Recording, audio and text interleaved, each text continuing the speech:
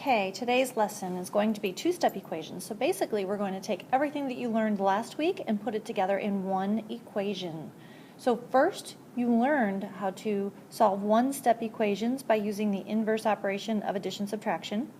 And then you learned to undo multiplication with division or division with multiplication. So we're going to put those together and we're going to solve them in the same order that you learned them.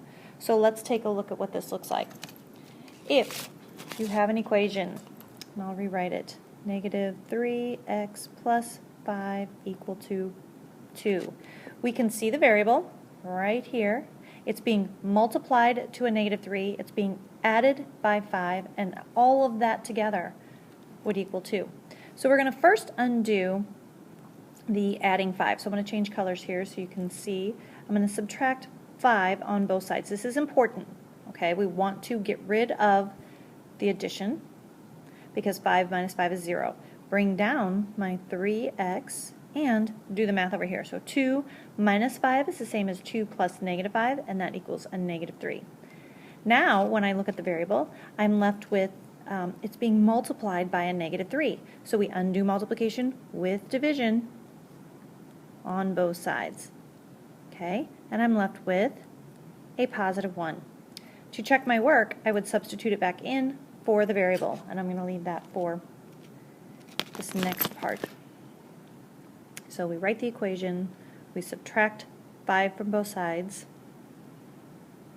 divide both sides by negative 3 to undo the multiplication, simplify. And in checking your work, you want to substitute in that 1 for the value of x, and then actually do the math. So negative 3 plus 5 is 2. 2 should equal 2, and we know we did it right. Okay. There we go. That looks better. Okay. In this case, I have a couple different things going on. I noticed that at first I have a negative x over 9. So x is being divided by 9. And remember, we can make that negative belong to the 9. So it's x divided by negative 9. Then the whole thing is being subtracted by 12. And then that should equal negative 23. So I have to undo subtracting 12 first. So I will add 12 to both sides. It's the inverse operation, and it will make it go to 0. When I bring this down, I'm going to go ahead and bring it down in a way so that the negative goes to the 9 so I don't forget about that negative. So negative 23 plus 12. See, I thought that looked a little funny. Negative 23 plus 12 is going to be a negative 11. And now the last step that I have to undo is dividing by negative 9. So I'm going to multiply both sides by a negative 9 to cancel that. So x should be equal to a positive 99. I will check my work by putting it into my original equation. So a 99 divided by a negative 9 is negative 11. A negative 11 minus 12 should equal negative 23, and it does. Again, you can know instantly that you're on the right track, that you're solving these correctly, and therefore get 100%. Okay, example 3. This one's a little more complicated. We're bringing in those rational numbers, those equations. I'm going to rewrite this for you. So x is being divided by 8, subtracted by half, and that all equals a negative 7 over 2. So I need to undo subtracting half, so I will add a half. You can add fractions. Okay, negative, positive, 0. Because on the right-hand side I have a negative and a positive, I have a negative fraction plus a positive fraction, instead of actually adding them, I'm finding their difference. Remember what integer math means. So 7 minus 1 is actually going to be 6, and that'll be a negative 6 because that has a higher absolute value. And then we leave the common denominator, and I bring down. Now notice there's no reason to have to simplify, even though that's improper. We can leave things as is, because I still haven't solved for x. X is being divided by 8, so I need to multiply both sides by 8. Okay, remember that's 8 over 1. Now in this case, I'm going to cross cancel before I multiply. So 2 goes into itself once and goes into 8 4. Negative 6 times 4 is a negative 24. And then I'll show you the checking of that in just a second. So write the equation, add the half to both sides. They went ahead and simplified it. That's okay. I showed you a way that you didn't, and we still get the same exact answer of negative 24, and then you check your solution because you put in, so you have your negative 3 minus a half should equal negative 7 over 2, and it does. Because a negative 3, remember, is equal to a lot of different things. It could be, you know, negative 9 over 2, or 3, negative 9 over 3, or it could be anything that would be equivalent. Okay. So example 4, the length of a rectangle is 5 inches less than 4 times its width. Wow, that's a mouthful. So we need to write an equation to find the length. So what we're wanting to do is find L. So this will be L, okay? W, width, would be width. So I have 5 inches. The length is right here. This is telling me that it's equal to, okay? So that's my equal to. So L is equal to, what is L equal to? Because I want to find the length.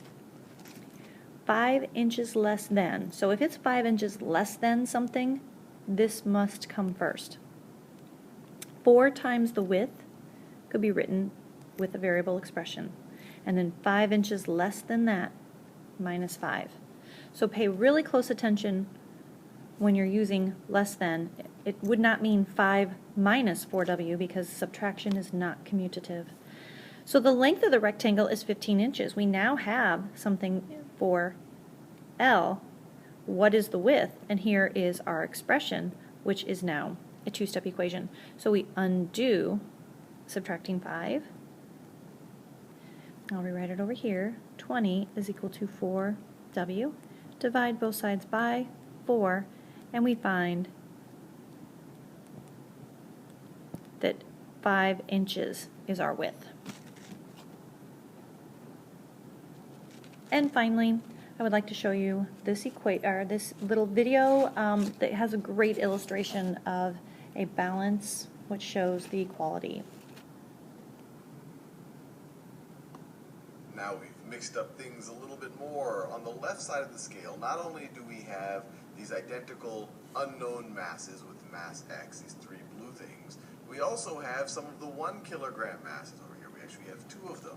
So now we're going to try to figure out what x is. But before we even do that, what I want you to think about is a mathematical equation that can represent what is going on right here. That equates what we have on the left hand here to what we have on the right side of the scale right over there. And I'll give you a few seconds to think about it. So let's think about what we have on the left side here. We have 3 masses with mass x. So you could say that we have 3x over here. We have 3 x's. And then we have 2 masses of 1 kilogram.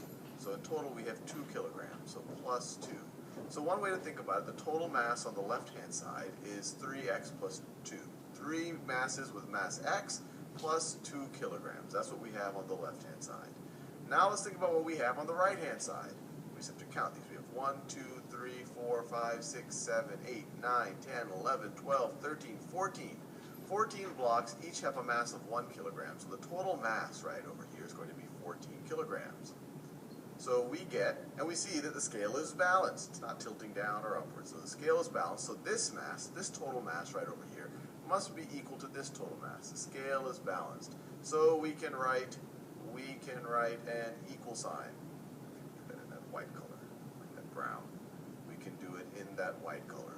Now, what I want you to think about, and you can think about it either through the symbols or think about it through the scale, is how would you go about, let's think about a few things. How would you first go about at least getting rid of these little 1 kilogram blocks over here? And I'll give you a second to think about that.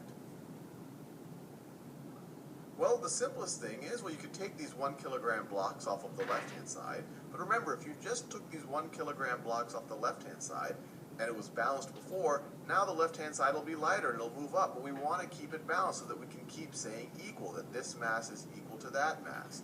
So if we're going to remove 2 blocks from the left-hand side, we need to remove 2 blocks from the right-hand side. So we can remove 2 there, and then we can remove 2 right over there. And mathematically, what we're essentially doing is we're subtracting 2 kilograms from each side. So we're subtracting 2 from this side. So on the left-hand side, we now have 3x plus 2 minus 2. We're just left with 3x. We're just left with 3x. And on the right-hand side, we had 14, and we took away 2. Let me write this. We took away 2, so we're going to be left with 12.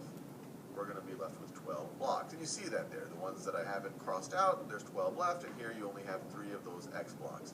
And since we removed the exact same amount from both sides, our scale is still balanced, and our equation, 3x, is now equal to 12.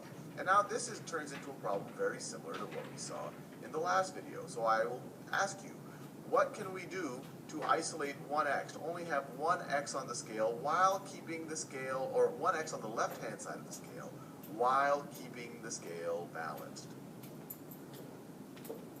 So the easiest way to think about it is, if I want 1x on this left-hand side, that's 1/3 of the total x's here. So what if I were to essentially multiply the left-hand side by 1/3? But if I want to keep the scale balanced, I have to multiply the right-hand side by 1/3. And so if we can do that mathematically, so right over here I can multiply the left-hand side by 1/3. But if I want to keep my scale balanced, I also have to keep the right-hand side. I have to multiply the right-hand side by 1/3. And multiplying it physically, that literally means just keeping 1/3 of what we had here originally. So we would get rid of 2 of these. And if we want to keep 1/3 of what we had here originally, there are 12 blocks left over after removing those first 2. So 1/3 of 12, we're only going to keep 4 boxes, 4 of these little 1 kilogram boxes left. So let me remove all but 4. So remove those and remove those. I have left 1, 2, 3, 4 here. And so what you're left with, the only thing you have left is this x. This x, I'll shade it in to show this is the one that we actually have left. And then we have these boxes. We have these 1 kilogram boxes. And you see it mathematically right over here, 1/3 times 3x. Or you could have said 3x divided by 3. Either way, that gives us, you could say that these 3's cancel out. That'll give you just an x. And then on the right-hand side, 12 times 1/3, which is the same thing as 12 divided by 3, is equal to 4. And since we did the same thing to both sides, the scale is still balanced. And so you see that the mass of this thing must be the same thing as the mass of these 4 leftover blocks. X must be equal to 4 kilograms.